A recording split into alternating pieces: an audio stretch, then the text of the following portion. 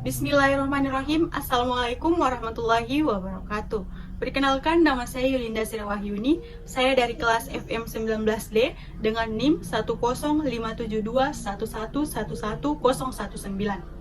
Saya dari Fakultas Ekonomi dan Bisnis Universitas Muhammadiyah Makassar. Nah, di sini saya akan memenuhi tugas dari teknik analisa laporan keuangan, di mana untuk menghitung rasio solvabilitas. Rasio solvabilitas terbagi atas 5 bagian. Yang pertama ada debt to asset ratio, yang kedua debt to equity ratio, yang ketiga long term debt to equity ratio, yang keempat time interest earned, yang kelima fixed charge coverage. Di sini saya menggunakan laporan keuangan dari PT Indomakmur Tbk. Untuk pembahasan yang pertama ada debt to asset ratio. Rasio ini merupakan rasio yang digunakan untuk mengukur perbandingan antara total utang dengan total aktiva. Standar pengukuran untuk menilai baik tidaknya rasio perusahaan digunakan rasio rata-rata industri sejenis. Adapun rumus untuk mencari debt ratio dapat digunakan sebagai berikut, di mana debt to asset ratio sama dengan total debt dibagi dengan total aset. Langsung saja kita aplikasikan. Untuk tahun 2009, debt to asset ratio sama dengan 17.600 dibagi dengan 33.100, menghasilkan 50,2%. Selanjutnya, lakukan hal yang sama untuk tahun 2010. Yang kedua, ada debt to equity ratio. Rasio ini merupakan rasio yang digunakan untuk menilai utang dan ekuitas. Bagi bank atau kreditor, semakin besar rasio ini akan semakin tidak menguntungkan karena semakin besar rasio yang ditanggung atas kegagalan yang mungkin terjadi di perusahaan. Adapun rumus untuk mencari debt to equity ratio dapat digunakan perbandingan antara total utang dengan total ekuitas. Dapat kita lihat sebagai berikut, di mana debt to equity ratio sama dengan total utang dibagi dengan ekuitas. Langsung saja kita aplikasikan untuk tahun 2009. Debt to equity ratio sama dengan 17.600 dibagi dengan 15.500, menghasilkan 114%. Lakukan hal yang sama untuk tahun 2010. Yang ketiga, ada long term debt to equity ratio. Rasio ini merupakan rasio antar utang jangka panjang dengan modal sendiri. Adapun rumus untuk mencari long term debt to equity ratio adalah dengan menggunakan perbandingan antara utang jangka panjang dengan modal sendiri. Rumusnya dapat kita lihat sebagai berikut. Long term debt to equity ratio sama dengan long term debt dibagi dengan equity. Langsung saja kita aplikasikan.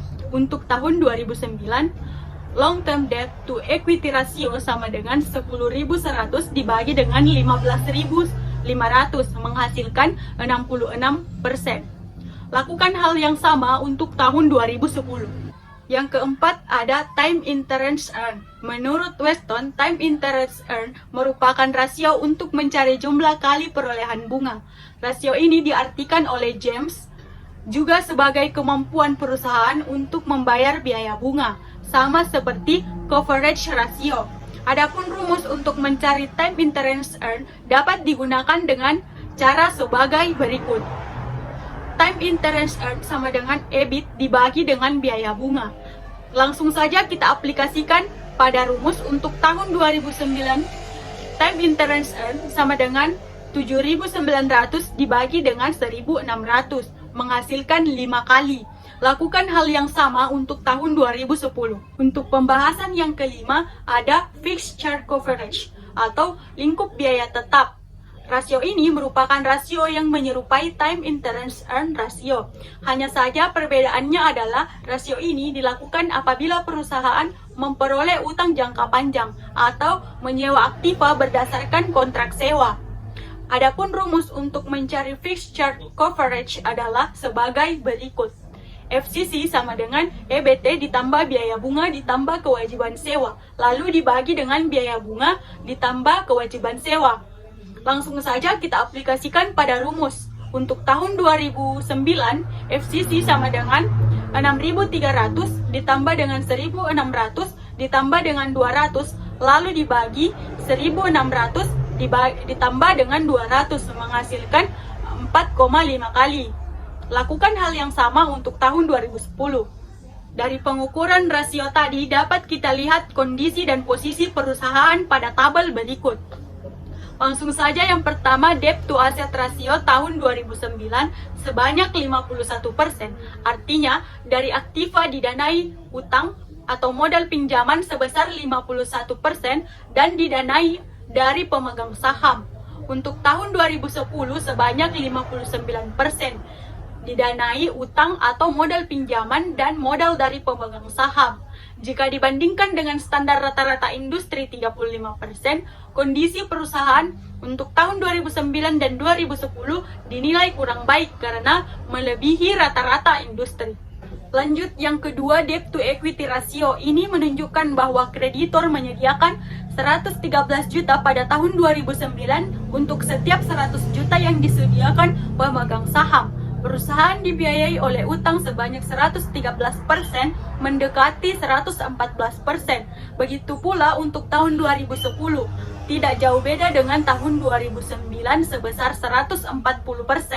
Jika rata-rata rasio debt to equity ratio sebesar 80%, ini dianggap kurang baik karena berada di atas rata-rata industri. Demikian pula untuk tahun 2009 dan tidak jauh berbeda dengan tahun 2010. Selanjutnya, time interest earned pada tahun 2009 adalah 5 kali, atau dengan kata lain biaya bunga ditutup 5 kali laba sebelum bunga dan pajak.